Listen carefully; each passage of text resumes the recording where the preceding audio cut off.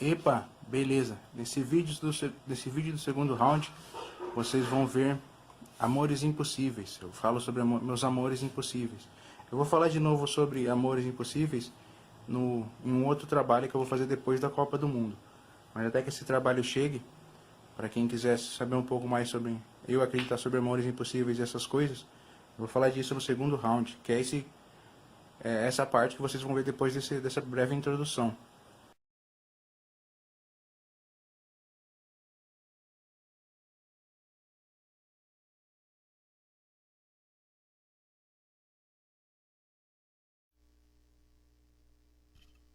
Epa, beleza.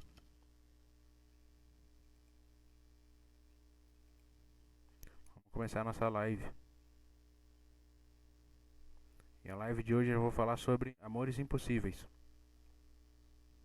Deixa eu só aumentar um pouquinho o volume ali e já falo.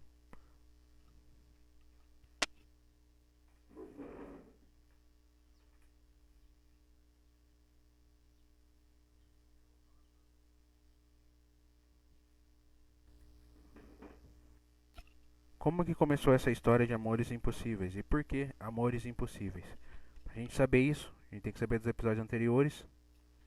E eu tenho que buscar lá atrás na minha história.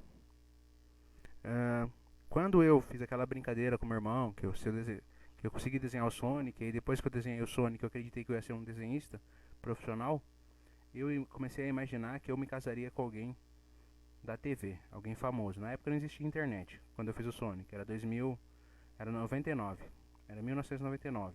Então a internet não tinha, mas só os ricos tinham. Então eu imaginava que se eu fosse profissional eu casaria com alguém conhecido. Eu fiquei com isso na cabeça desde sempre, mas eu não falava pra ninguém. Depois de um tempo, quando eu comecei a chegar na pré-adolescência, eu assisti uma novela, eu assisti a Malhação. Na Malhação tinha uma atriz que chamava Letícia Colin. E naquela época eu tinha essa, eu era aficionado pela Letícia Colin. Mas depois de um tempo isso passou. Então esse foi o primeiro amor impossível que eu acreditei. Fora que eu chipava muito casal também. Depois de um tempo, quando eu cheguei na adolescência, comecei a passar por algumas fases na adolescência. Eu eu queria que eu tivesse a esposa que fosse perfeita pra mim. Eu queria me casar, já começava a sonhar em me casar e queria que essa esposa fosse perfeita pra mim. E como que ela seria?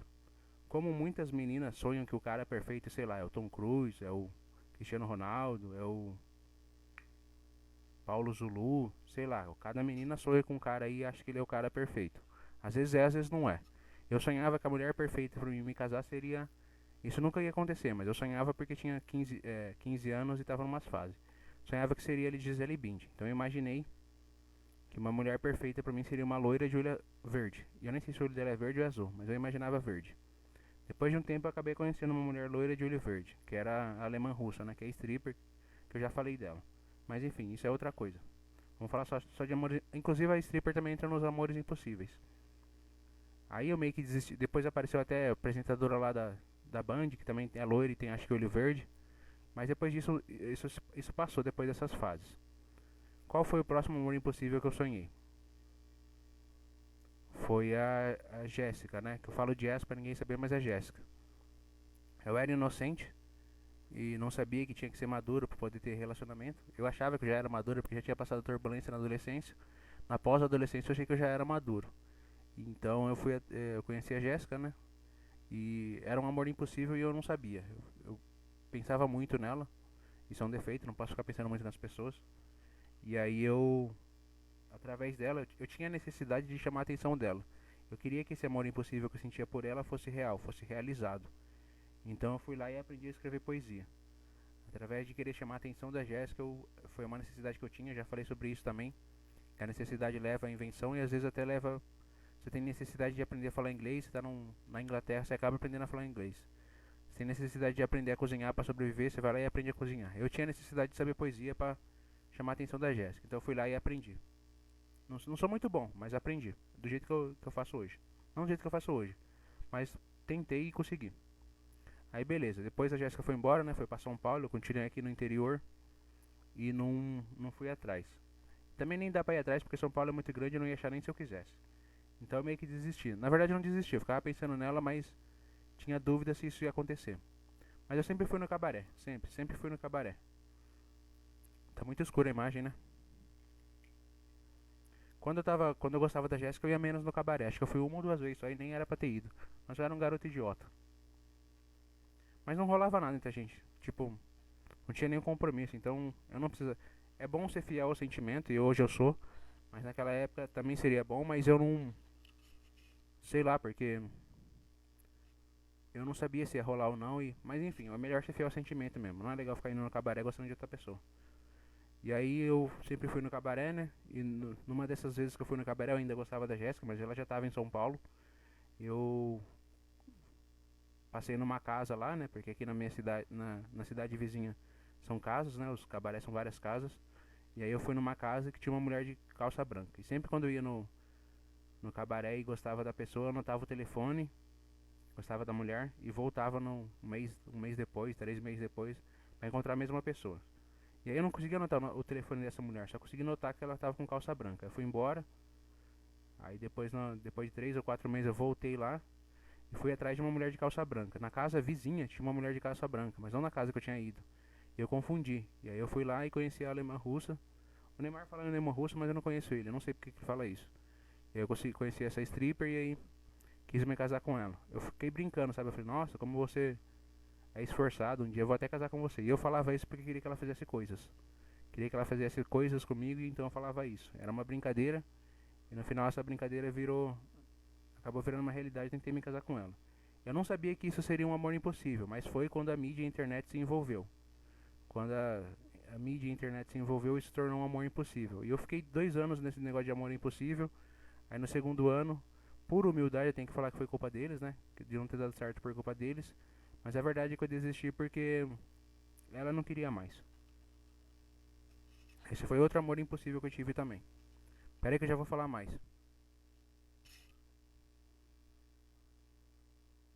Tinha uma coisa que eu tinha que mexer aqui, mas eu não lembro o que que é. Mas vamos continuar. Depois disso, eu fiquei com vontade de cometer suicídio. Depois que eu desisti da alemã russa. Porque um monte de gente ficava me falando coisas sobre ela. Eu não gostava disso. E aí eu conheci uma web celebridade. O trabalho, na verdade. Primeiro foi o Felipe Neto. O trabalho dele. Enquanto eu ia lá ver a stripper, eu conheci o Felipe Neto. E também conheci uma web celebridade, que eu não posso falar o nome para não gerar polêmica, porque se eu falo, o mundo acaba. Então eu fui. Ah, lembrei que eu ia falar. Quando eu voltar a Aurélio Costa, que vai ser em dezembro, eu não vou mais aceitar vocês ficar falando. Vocês encherem minha cabeça, não. Eu não vou só fazer trabalho, não, vou responder, hein. Ah, mas é combinado. Ah, mas tá fazendo isso pra fazer personagem. Ah, você tá fazendo isso pra que ele ganhe dinheiro. Tá fazendo isso pra se vender. Tô fazendo isso porque é coisa simples de se fazer. É coisa fácil de se fazer. O ser humano entende, todo mundo faz isso e é o jeito fácil de fazer a transição, eu vou fazer do jeito fácil. Já transitei, mas mesmo assim eu vou fazer as coisas do jeito fácil.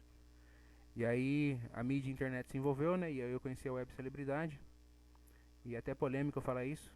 E aí a web celebridade acabou sendo meu terceiro, não terceiro, mas acabou sendo também um amor impossível. Eu acho que é o quarto, se contar a Letícia Colim.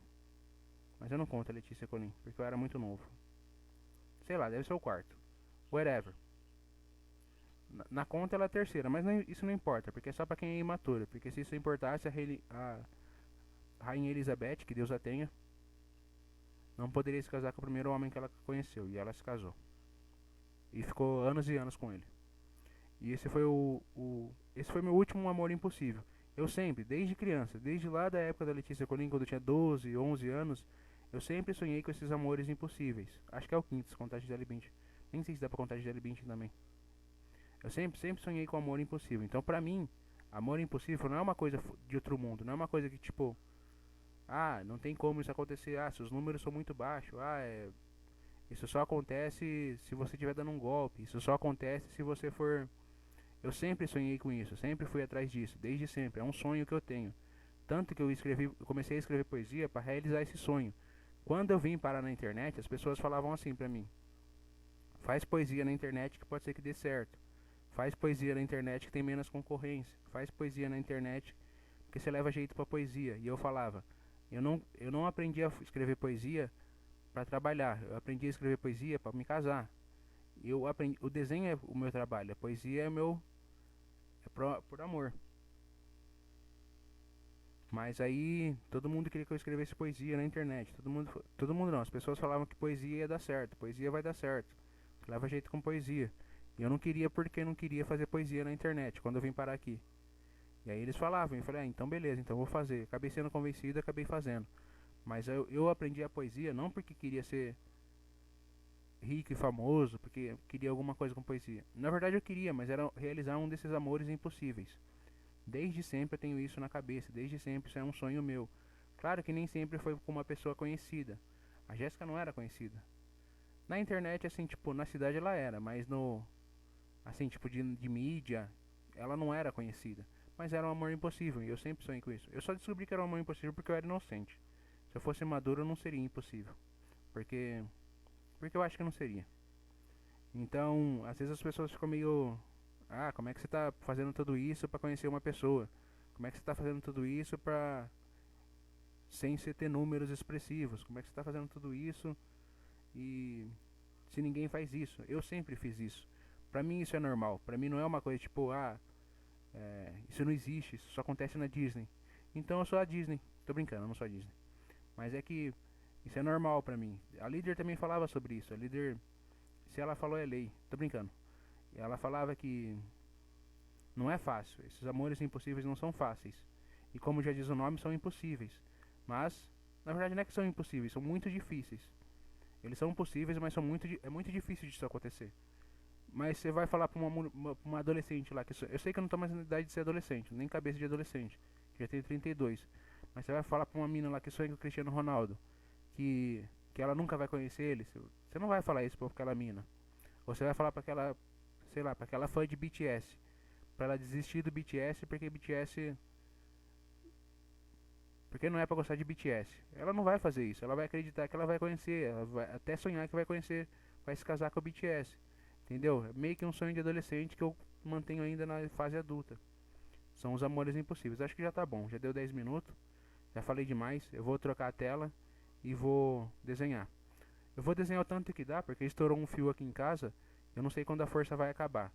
Então eu vou desenhar o tanto que eu conseguir. Quando eu tiver que na hora que for trocar o fio, eu desligo e volto mais tarde.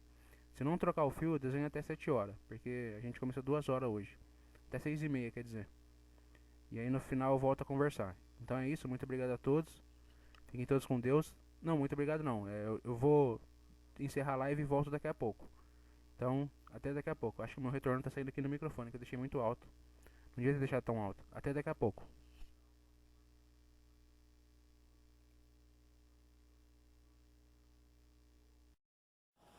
Bom, então essa foi a parte 5 do segundo round.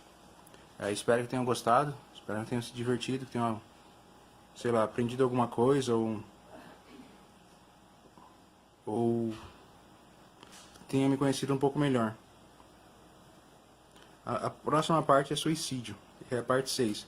Eu falo sobre suicídio. Então, até a parte 6. Fui. Muito obrigado a todos.